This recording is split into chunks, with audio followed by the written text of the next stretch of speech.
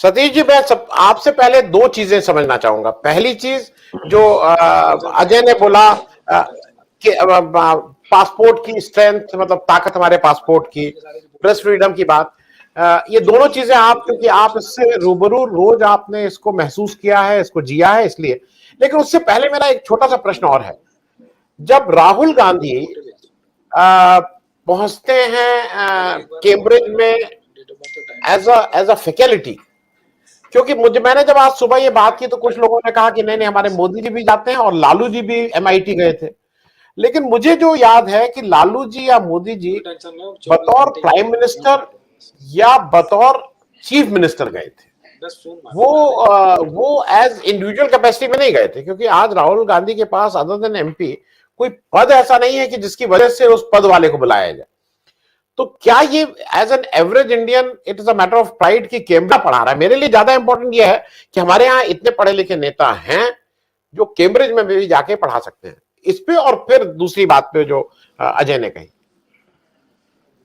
देखिए, राहुल गांधी का एक अलग व्यक्तित्व है और उनकी एक पहचान है जिसको दुनिया समझना चाहती है, इसलिए कि वो आजकल आज की तारीख में जब से 2014 से उनको आप मानिए हॉन्टेड पॉलिटिशियन कह दीजिए एक तरह से। देखिए तो सबकी उनमें एक रुचि है जानने की, उनकी छवि बन चुकी है। उस छवि में ये दिखता है कि उनमें चीज़ों को, तथ्यों को, कॉन्टेक्स्ट को, पॉइंट्स को जोड़ने की क्षमता कुछ औरों के मुकाबले में एक कुछ उस पर सवाल खड़े हो चुके हैं।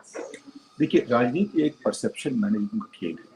उसमें जो उनके विरोधी हैं, यानी कि जो आज सरकार में बैठे हैं, उनकी क्षमता या उनकी प्रतिभा अपने आप में अनन्य सी है।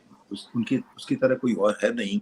जिस तरह की आज के हमारे नेता जो सरकार में है, जिस तरह परसेप्शन मैनेजमेंट करते हैं, छवि का मैनेजमेंट करते हैं। छवि क्या है? मेरी छवि अच्छी हो, हमारे विरोधी की छवि खराब हो। उस पर उन्होंने बहुत अच्छा काम किया है। उसमें जो छवि बनी, तो राहुल गांधी की, वो सब आपसे परिचित, हम सब परिचित हैं।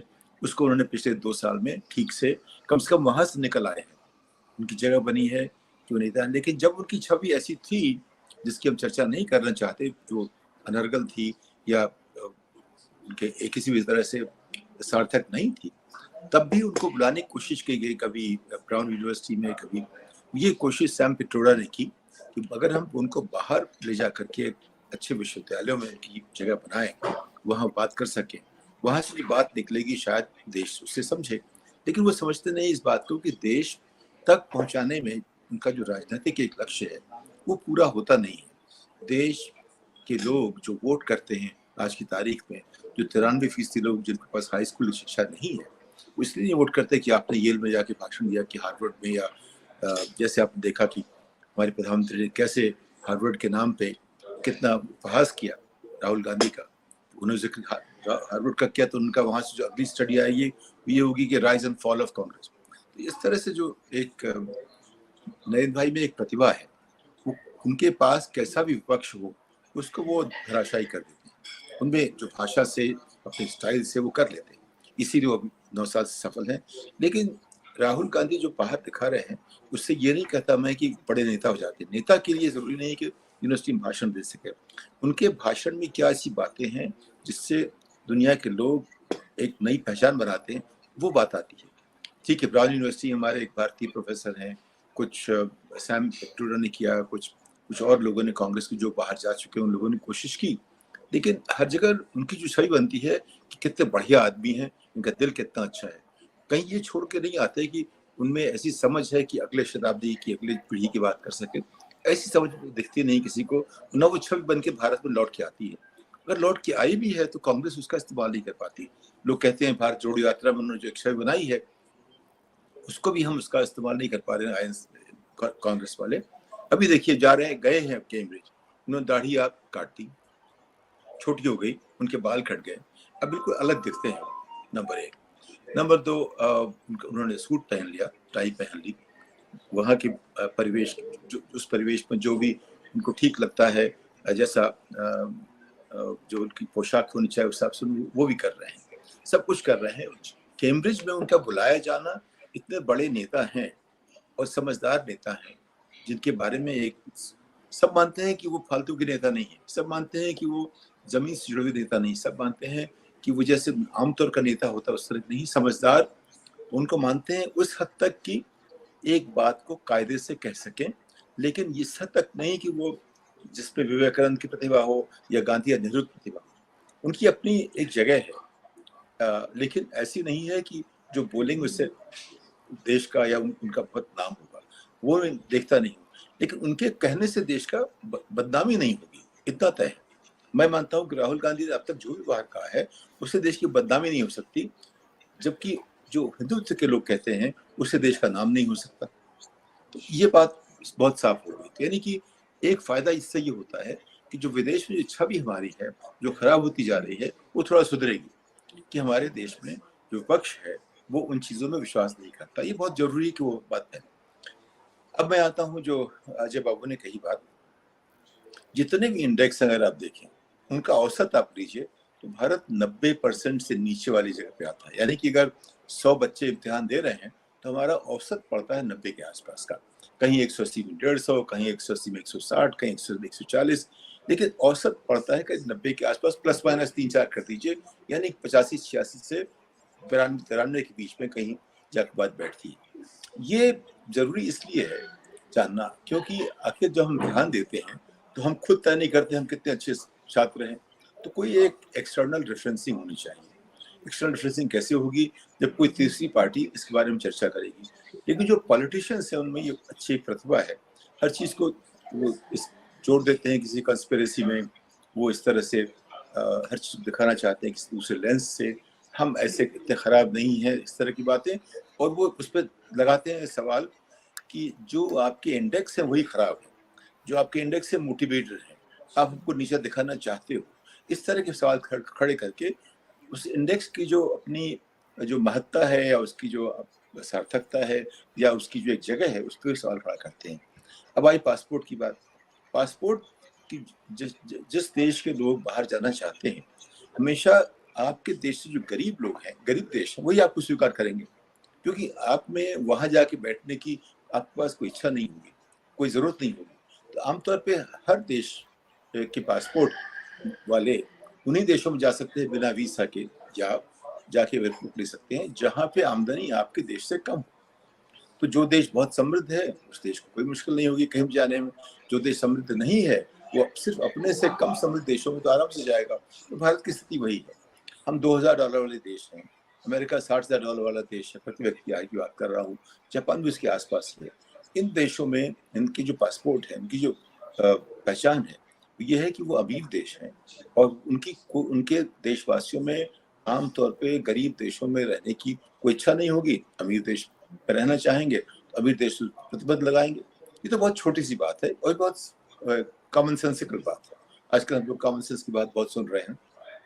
तो वो कॉमन सेंसिकल बात ये है कि हम अगर हमारे देश में 2000-2500 डॉलर प्रति व्यक्ति आमदनी है, उससे कम आमदनी वाले देश हमें बुलाएंगे। अफ्रीका में हमारी पहचान है, गरीब देश हमारी पहचान है, लेकिन हमारी पहचान इस हद तक है। मैं कहना चाहूँगा, एक ज़माने में हमारे देश के नेता का एक आदर होता, सम्मान होता था, दिल से होता था।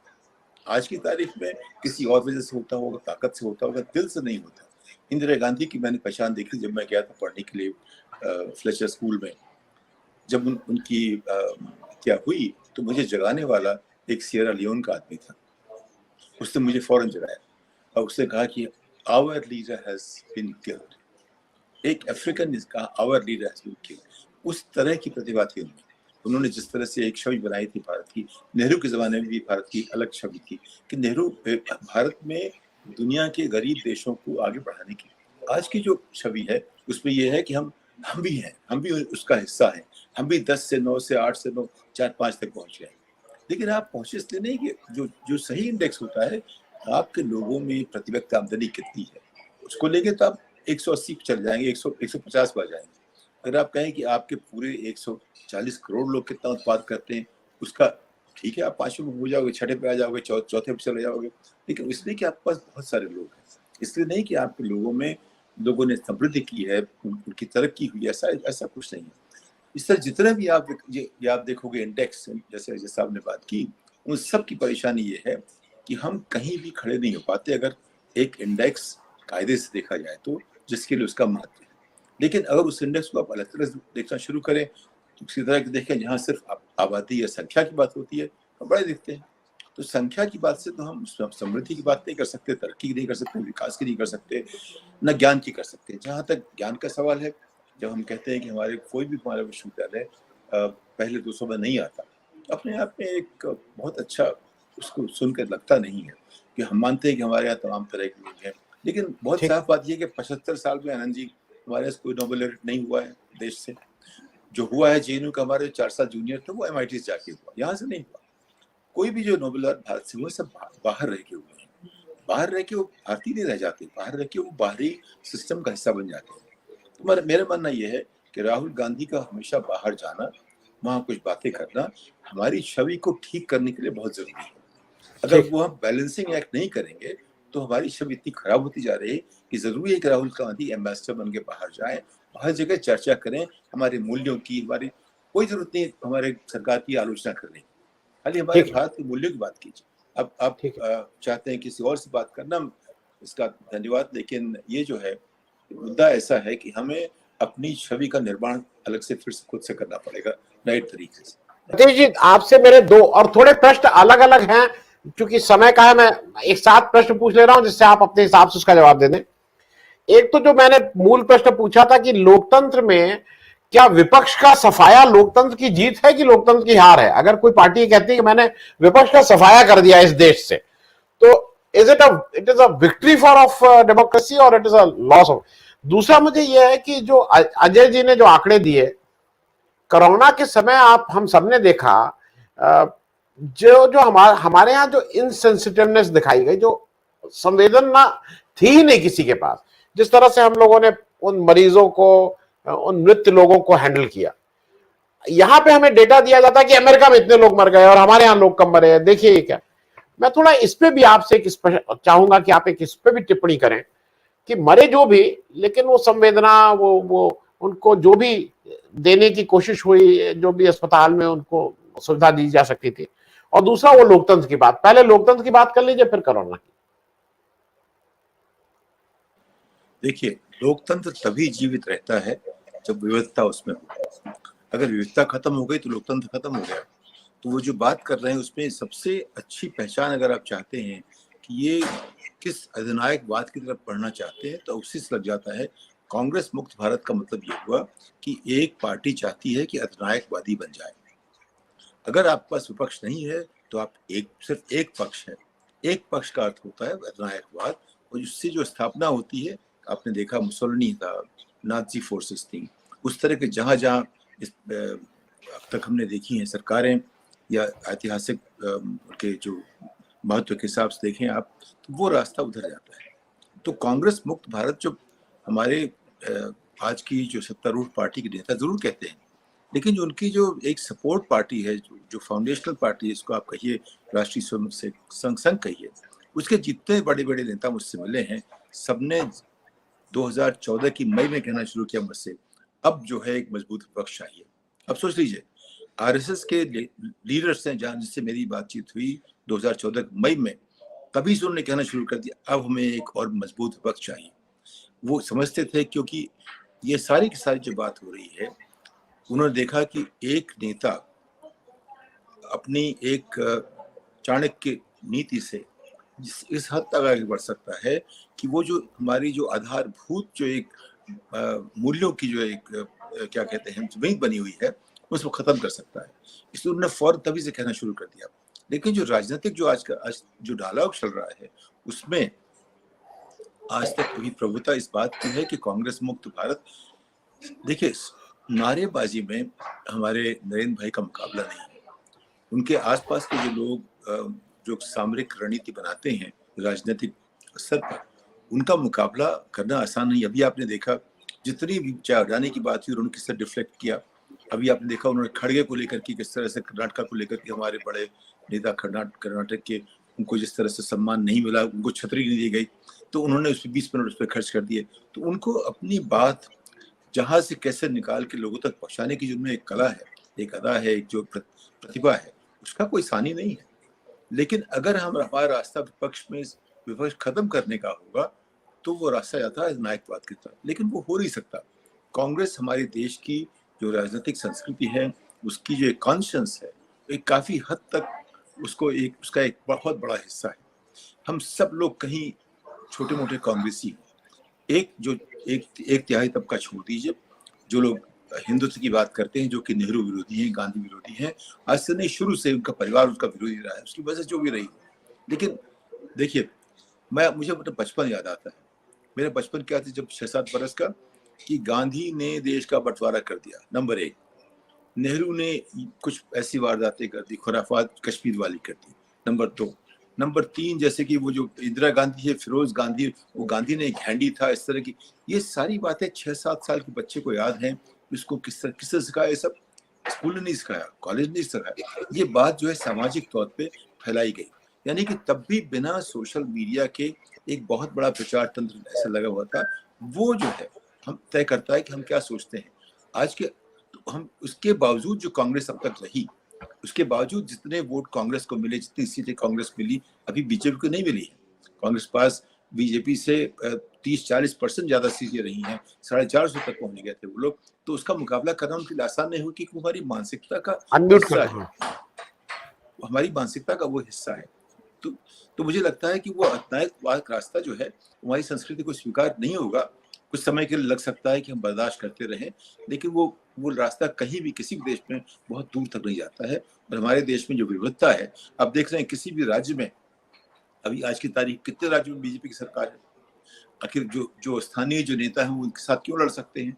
क्योंकि ये जो हमारी जो सामाजिक और सांस्कृतिक जमीन बनी हुई है राजनीति से जुड़ी हुई, उसमें उसकी गुंजाइश बहुत कम है। वो दूसरी बात जो आती है कोरोना वाली, या कोई भी प्रबंध की बात आती है, पिछले 9 साल में जितनी बात प्रबंध की हुई है, सरकार की गवर्नेंस की, उसका नाम जो भी दीजिए आप, उन सब में हम जितने कमजोर हो गए, उसकी एक बहुत बड़ी वजह ये है कि जब हम एक तरीका निकालते हैं प्रशासनिक तंत्र में या मैनेजमेंट के हिसाब से देखें, जब लोगों को हम जोड़ के चलते हैं, उनकी बात सुनते हैं, उनकी बातों से रास्ता निकालते हैं, वो रास्ता जो है उसकी रिस्क कम होता है। जब आप खुद सारे रास्ते तय करते हैं, उसकी रिस्क बढ़ जाती है। तो हमारी जो सबसे बड़ी कमजोरी रही पिछले 9 साल में, कि सारे के सारे रास्ते हम सोच विचार के बातचीत से नहीं निकालते। वो सिर्फ एक व्यक्ति या उसके आसपास के वो लोग जिनमें ये प्रतिभा नहीं है, वो देखते हैं किससे राजनीतिक फायदा होगा, किससे नहीं होगा। ये नहीं देखते कि कौन सा रास्ता अच्छा है, किससे देश का भला होगा, नागरिकों का भला होगा, क्या हम भविष्य का भला देखेंगे। ऐसा कोई नहीं देख रहा है। वो सिर्फ देख रहे हैं हर चीज को चाणक्य नीति या मैकियावेलियन पॉलिटिक्स में कहाँ कौन चीज ठीक बैठती है। यानी कि जो भी हम करते हैं सत्ता के लिए करते हैं,